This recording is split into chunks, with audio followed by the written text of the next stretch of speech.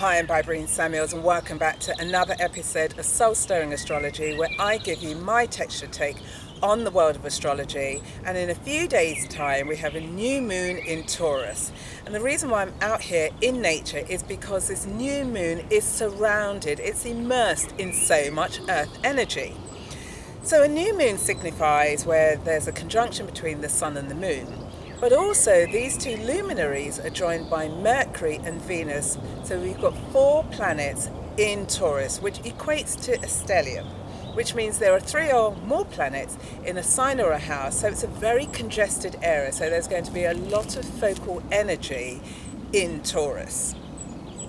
And a stellium means that each of the planets wants to show their unique qualities and attributes at the same time with the other planets. So it's a very, very busy segment of your life. Alongside this earthly energy, it's been supported by a grand trine in Earth, and that's between Mercury, Jupiter, and Pluto, which are all in Earth signs. Following on from that, there are 5 planets and the North Node, which are retrograde. So it's a very unique period for this new moon in Taurus, being surrounded by so much Earth energy, but also the fact that a number of the planets, half of the planets, are retrograde. So it's a period of introspection. Alongside this, there is a T-square between Jupiter opposing Neptune in Pisces. So Jupiter's in Virgo, Neptune's in Pisces, and they're both squaring Saturn in Sagittarius. So there's a lot going on with this new moon energy. So let me step you through it. So where you've got the moon showing up, this is about your new self-image for the next 4 weeks. What is it that you're focusing on to bring about? And the moon equates to a self-image. And because it's in Taurus and an earth sign, this is really about establishing a solid sense of your emotional security. Connecting with things, creating things that bring about a sense of this deep, solid identity with your emotions.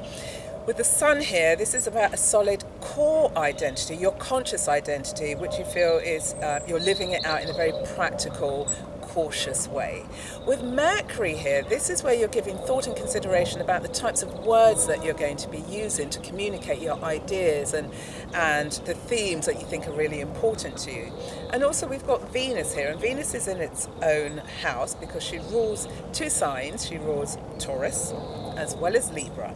And so where you've got Venus here, this is about the stuff that you value. It's also about what you beautify, how you luxuriate and pamper, but also it's about appreciating the things that you've actually created in your world. Or because of this new moon, you're going to be thinking about how you can create things in your world that bring about your emotional security. As I said, this has been supported by this grand earth trine, which is a fantastic signature, because here, this is a suggestion that you're able to create wealth or at least generate resources that are going to make you feel stable and secure and that you're proud of. And ideally, you'll be building these resources using your obvious and your latent talents. So it's about bringing those to a surface so that you're able to implement them to build this sense of security.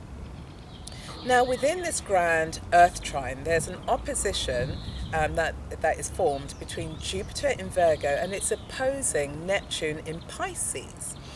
And so you've got the Earth Virgo, which is about being the perfectionist, and then you've got Neptune in Pisces, which is the house that he rules, so he's in a stronger position here.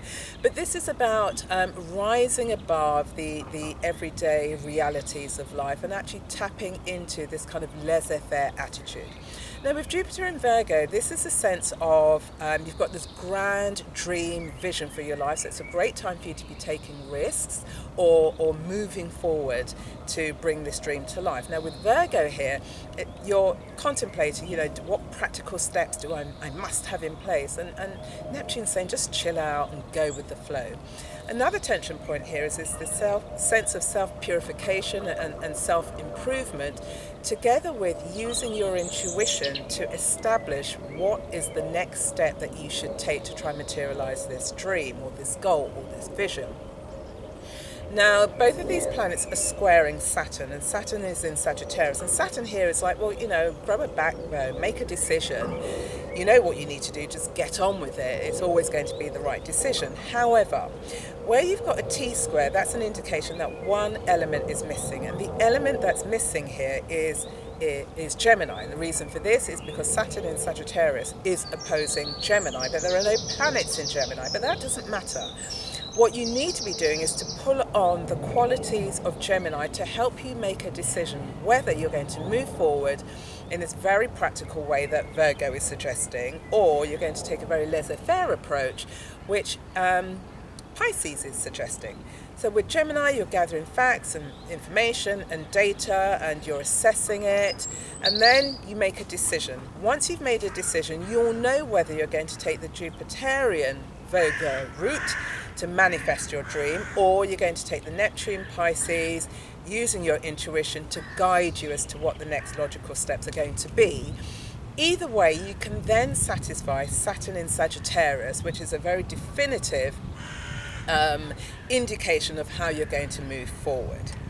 Alongside this, there's a square, and the square is between Neptune and it's squaring Mars, and Mars is in Sagittarius. And so the square between Neptune and Mars is there's an inner tension around the belief system that you may have, and it could be a philosophical, or it could be a religious belief system, or it could be some, long held thought that you might have outlived, and you're battling as to whether to hold on to it or to let it go. And once you let it go, you can then add this to the jigsaw, and you can then become your own alchemist as to the direction you need to be taking, using your latent and your obvious skills to build the possessions that you truly value that help bring about your own sense of emotional security. And as I mentioned, there are 5 planets which are retrograde, as well as the North Node, and 3 of the planets are in fixed signs, and then 3 are in mutable signs. So there's another potential tension here, because the fixed signs want you just to move forward in this very solid, once you've made a decision, that's it.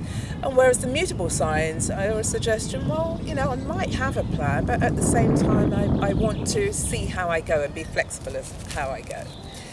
So, as I said, lots to consider with this new moon energy, with this stellium, with the grand trine, with this T-square, with the square between Mars and Neptune, and then this retrograde motion of planets all taking place simultaneously, which is all pointing towards how do you build your own sense of emotional security.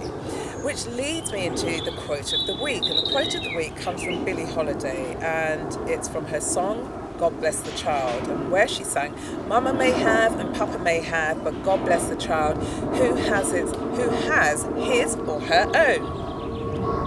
Which leads me nicely into the question of the day. And the question of the day is this: what is it that you're going to create that aligns perfectly with this self-image that will enable you to create this emotional well-being and emotional security?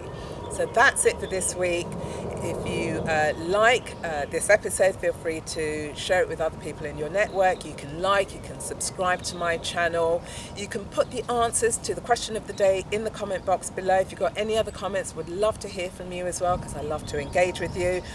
And have a fantastic week while you contemplate your new moon and the new direction. And I will see you again on the next episode.